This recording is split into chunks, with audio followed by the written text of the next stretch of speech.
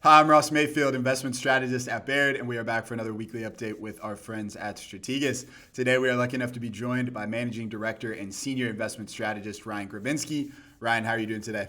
I'm doing well. It's always good to be here, Ross. Yeah, good to talk to you.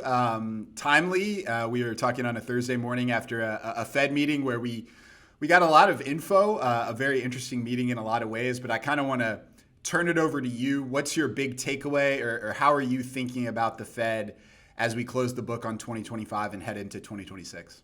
Yeah, certainly. I think we had the Fed meeting yesterday, and I think what's most important from my perspective, thinking about the markets into 2026, is where's the terminal value of the Fed funds rate ultimately going to be? And based on market expectations, it looks as though we're probably looking at a range of between 3 and 3.25 by the end of next year.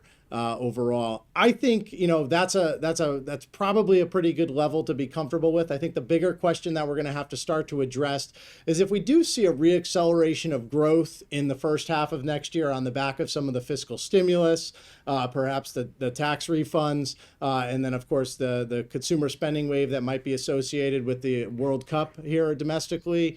That's probably going to lead to a reacceleration of growth. And then ultimately, if the Fed is easing in the first half, does inflation ultimately come back into the picture by the end of next year? Obviously, affordability is a big topic today and is likely going to be a big topic heading into the midterm elections. Everyone wants to watch energy prices in particular. I'm on that front. I'm actually more focused on utility costs. I think that's going to play a bigger role as we think about the direction of rates for next year.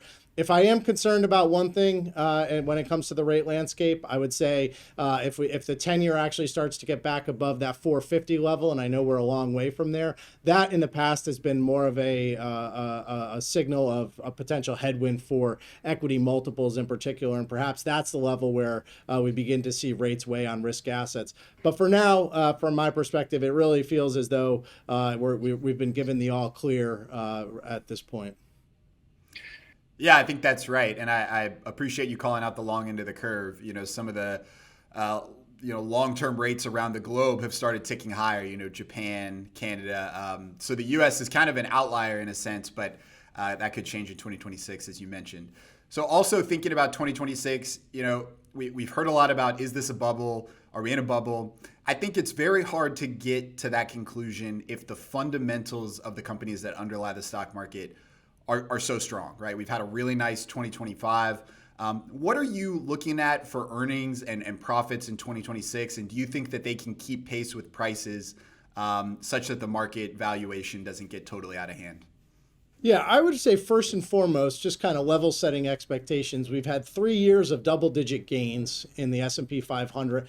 We have to remember that is an outlier reading, right? Typically, the compound annual growth rate for the S&P 500 is in the 10 to 12% range. Getting the high teens readings year after year after year is probably warrants a little bit of return expectation tampering overall and heading into 2026.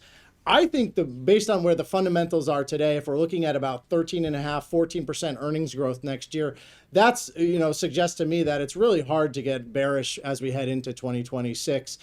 This year, there's been a lot of talk of a bubble, especially as it relates to the tech sector, and which is up in the 20+% range. But earnings growth has been in the 20+% range, and there's been virtually no multiple expansion for the technology sector this year, despite all of the discussions around a tech bubble that's been happening.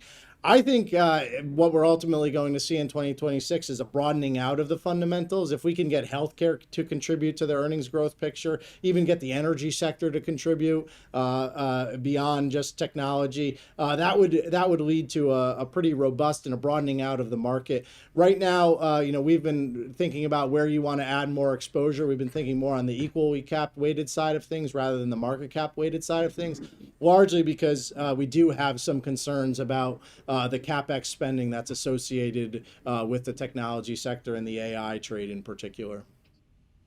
Yeah, and the market has certainly been more skeptical of that spending lately. We've seen a couple of big responses to earnings announcements that have included big capex and profit margin hits because of that. So the market is still a little skeptical of it, which I think is ultimately a good and healthy sign. So Ryan, very good level setting heading into 2026. I really appreciate the time as always, and we'll look forward to talking to you again next year.